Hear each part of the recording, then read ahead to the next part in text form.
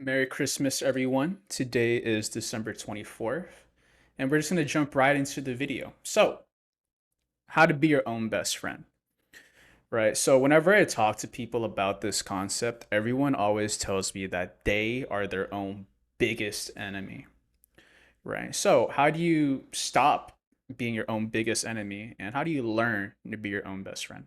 Right. So, to get into this conversation, I'm going to start off with the concept of subconscious versus consciousness. So whenever I talk about the word subconscious, people always assume it's like, oh, it's the voice in the back of my head. It's my thoughts underneath my thoughts. I don't really know what my subconscious is. And does anyone really know what their subconscious is? It's my underlying thoughts, right? It's you at your purest basic form, but it's a lot more simpler and not that complex, right? So I'm gonna explain the difference between conscious and subconscious. So consciousness is the ability to move my body, right? I'm consciously moving my arm up and down, telling my body to do what I want it to do, right? Subconsciousness is it's the shit you say to yourself when no one else is around. When you're driving in your car, when you're alone in a room by yourself and you're in an apartment in the restroom doing whatever it is you're doing, and it's the words you say verbally, physically, out loud while no one else is around. Maybe that subconscious thought is, I hate myself, or I'm not this, or I'm not that, right? And I'm going to segue this into the topic of invasive thought. Now, what is invasive thought? Invasive thought is a form of depression where you're doing absolutely nothing, you're just chilling, and out of nowhere, a random memory or thought pops up in your head and it makes you feel like absolute shit. Now, what your subconscious will do is it will speak your invasive thought physically through your body, right? So, as an invasive thought happens, you're probably gonna be like, fuck, fuck, fuck, fuck, fuck, shit, shit, shit, shit, shit. I hate myself. I'm not this. I'm not that. And then once you say all those things, you walk away from it. You don't rebuke any of the claims you just said about yourself. So, you're literally bullying yourself, being your own worst enemy by not fighting your subconscious, by not fighting these thoughts that you feel to be true about yourself, right? So I call this the rule of fives, right?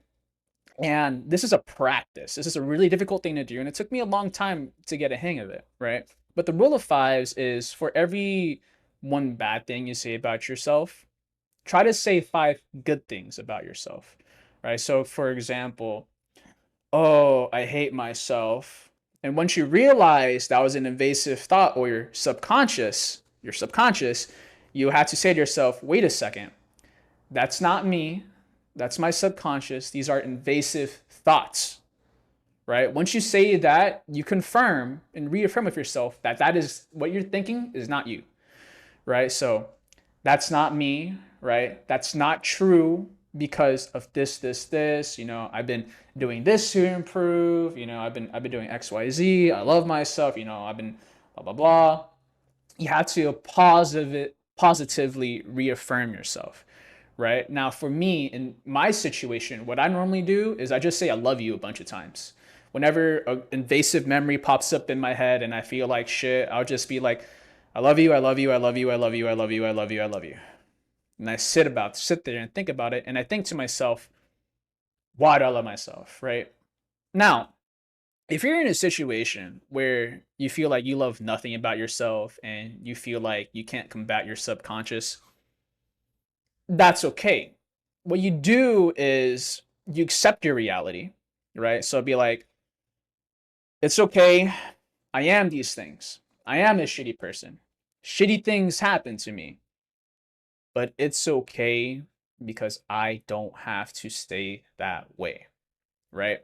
At one point, I hated myself so much that I had to kill a part of myself, and it really fucking hurt, right? And so I'm gonna give an example with a comic I pulled up on the side, and it's an analogy. It's called The Two Wolves.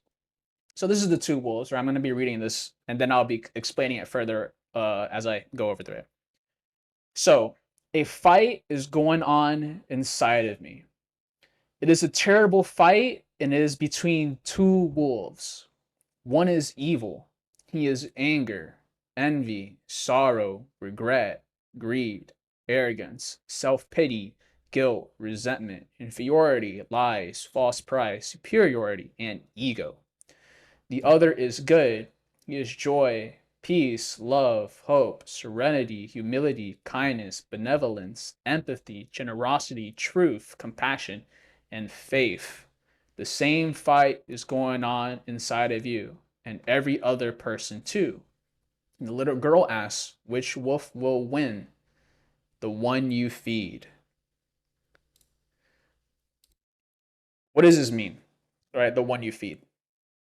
Both of these wolves are you. Both of them are you.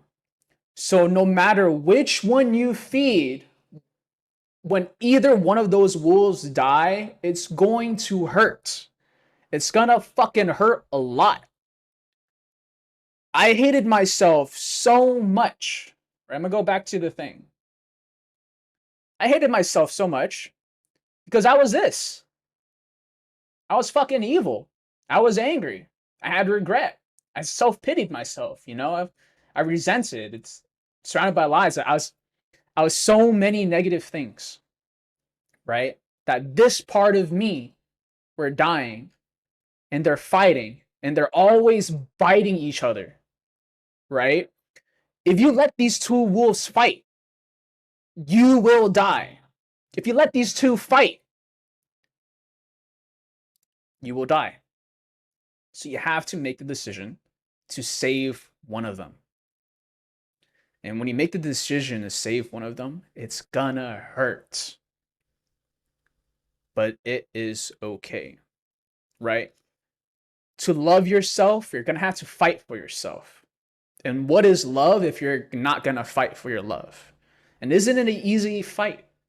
But it's better than giving up and being your own biggest enemy. You know, like, cause I was my own biggest enemy, man. And you know how hard it is to wake up and hate yourself? Dude, it's no way to live, right? So whatever situation you're in, it's okay. It's okay. Love is around the corner, and you don't have to stay the way you are. You have so much time to get better, and be your own best friend. Um, I didn't really plan an outro or what to say next. It was more of a statement than anything. But I hope all of you have a great and wonderful Christmas. I hope this helps some of you, and I'll see you all around. Have a wonderful Merry Christmas. Mwah.